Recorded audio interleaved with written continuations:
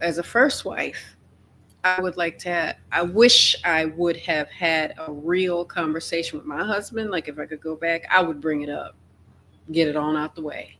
I wish I had talked to my co-wife a little bit sooner because I had questions for her that I was asking Coach Nazir, and it's just like he's going to answer them directly and logically like a man, and she didn't do that. She had logic, but she had emotion in there, understanding, and things that a woman does. Warning, viewer discretion is advised. The content, viewed as an educational material you are about to experience, could challenge your belief, trigger strong emotions, and frankly, piss you off. This isn't for everyone. If you're not ready to confront new ideas, or if your feelings bruise easily, this might be the time to click away. Expect to be challenged, to think, and you might even want to scream at the screen. Proceed with caution, and remember, you chose to be here. Let's get it. When we don't do the work, and the work is personal development and looking inside yourself, and I go into that more in my coaching program, and you can learn more at coachfatimah.com for details.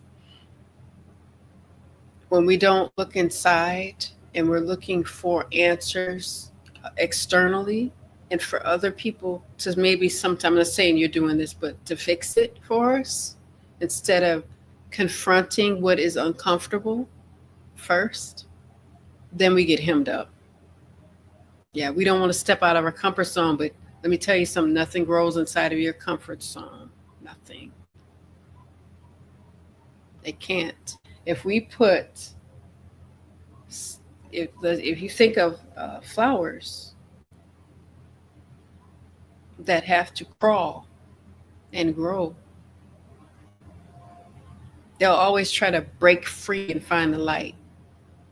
But when we are challenged with growth, we hide. We hide.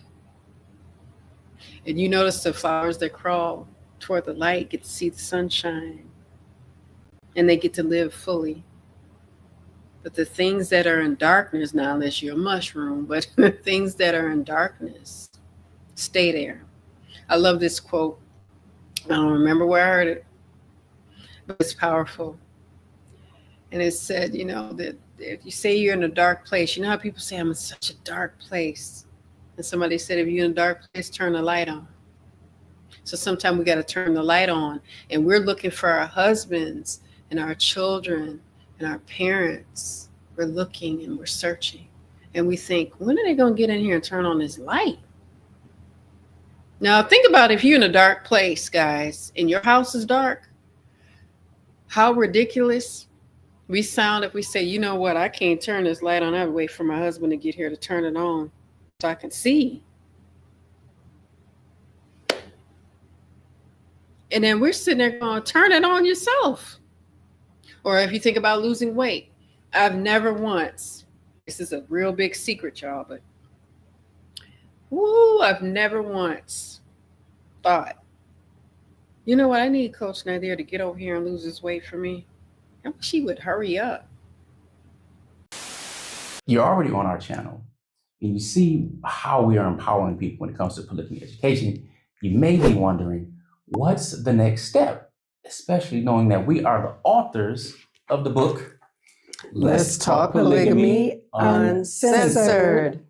If you want to get off the emotional roller coaster, whether it's jealousy, insecurity, frustration, anger, maybe even guilt in some cases, you're going to want to pick up this book.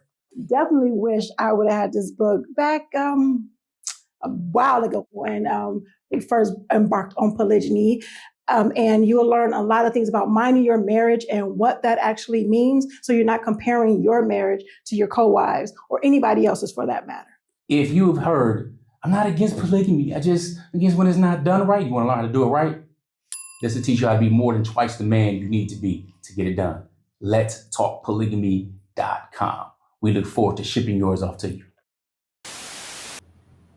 Yeah, you need to get on that. Now, if I said that you all would be able to be ready to send me to the padded room, people. Assalamualaikum. was a situation where it brought up polygyny several times before, so it's not new. I want to be secretive about it, but at what point in the process do you bring her in? Need a little bit more. Coach Nazir, I don't know if you're a husband or a wife because sometimes our handles can't tell sometimes, but I remember I know that he does a lot of content here on YouTube about these things. Absolutely.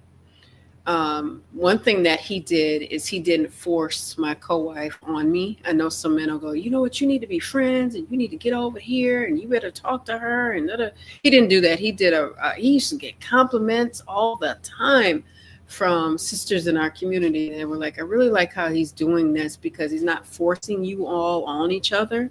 He's like taking time and going, you know what, this is going to take some time. These women need some time.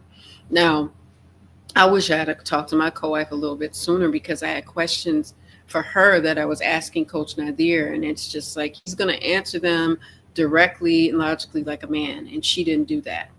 She had logic, but she had emotion in there, understanding, and things that a woman does, you know.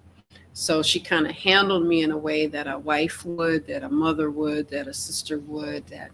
See what I'm saying? So she said the things I needed to hear because she knew what I was thinking because she's a woman too. So where a man would say, you know, it wasn't about that. And they leave it there. There's nothing wrong with it. That's how men talk. However, she said it wasn't about that. It was about all of you all. It was about a family. I looked at all of you, not just him. And she added these things that reassured me. And I went, oh, I get it now. It wasn't a separate thing, right? And he had the knowledge of that. However, he's going to talk like a man talks. He's not going to nurture me, you know, sweetie and all that. He's never been that guy. He's not going to do that because it's not in him to do as a man. It's not this. No, it's not going to happen. But I did appreciate the space. And we keep talking about space here. Even though the topic is on gatekeeping your husband, we talk about space. Husband, I'm asking for the first wife perspective. Would you appreciate being told just before the second marriage is set up or when it's first been thought of? Both. So as a first wife, I wish I would have had a real conversation with my husband. Like if I could go back, I would bring it up, get it on out the way. And then before it happened, because we're talking about night sharing, okay? I'm not talking about emotional and all of that. It's because the other wife that's when you start changing and having nights splitting time.